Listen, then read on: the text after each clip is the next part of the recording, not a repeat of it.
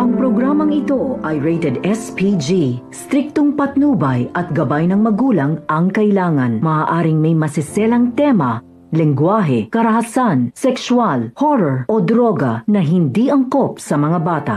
Ito ay nangangailangan ng patnubay at gabay ng magulang para sa mga batang manonood. Yung customer na sinasabi mo, sana? Tango yan, may mga pulis. Mukhang nasundan tayo.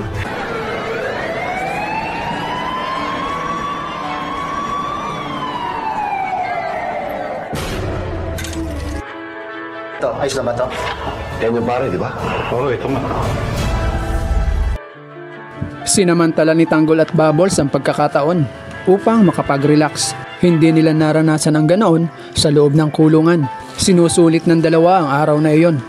Dahil plano nila na bumalik din agad ng koreksyonal, nangangamba sila na baka masundan sila ng mga pulis sa lugar na kinaroroonan nila ngayon. Kaya pagbalik ng dalawa sa kanilang cottage, napasilip si Bubbles sa may bintana. Kitang-kita ng dalaga ang napakaraming mga pulis. Kausap ng mga ito ang may-ari ng resort. Kaya agad tinimbrehan ni Bubbles si Tanggol. Wala nang ayos-ayos pa. Nagmadali nang tumakbo ang dalawa dahil lagot sila kapag nahuli sila ng mga pulis. Katakot-takot na naman nahabulan ang mangyayari nito. Pero siguradong matatakasan naman ito ni Tanggol. Samantala, gulong-gulo ang isipan ni Aling Marites dahil nga sa sinabi sa kanya ni Aling Tending na nambababae ang kanyang asawa. At ito nga ay ang kasamahan ni Rigor sa opisina. Walang iba kundi si Lena. Ayaw maniwala ni Aling Marites sa bintang ni Aling Tending kay Rigor. Pero napapagdugtong-dugtong niya sa kanyang mga alaala na sobra ang naging reaksyon ni Lena nang tamaan si Rigor ng bala. Ito nga ay nang magkaroon ng barilan sa bahay ni Aling Marites. Tandang-tanda ni Aling Marites na talagang umiyak si Lena. Nayaka pa nga nito si Rigor dahil alalang-alala ito sa asawa ni Aling Marites.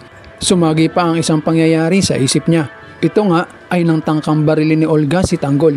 Nagkagulo noon sa pasilyo. Kanya-kanya ng takbuhan ang mga tao. Agad na iniharang ni Rigor ang kanyang katawan kay Lena upang makapagtago nga ito at hindi tamaan ng bala. Kaya takang-taka noon si Aling Marites. Sa halip na siya ang ikubli ni Rigor, ay si Lena ang ikinubli nito. Ang tanging ginawa lang noon ni Rigor ay sabihan si Aling Marites na umalis na agad sa lugar upang hindi sila madamay sa gulo. Kaya sa mga pangyayaring iyon na naisip ni Aling Marites, para bang gusto na niyang maniwala kay Aling Tending na talagang niloloko siya ni Rigor.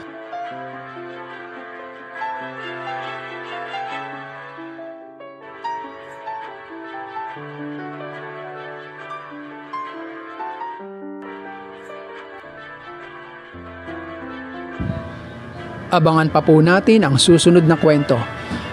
Please comment down below and don't forget to subscribe. Maraming salamat po sa panonood.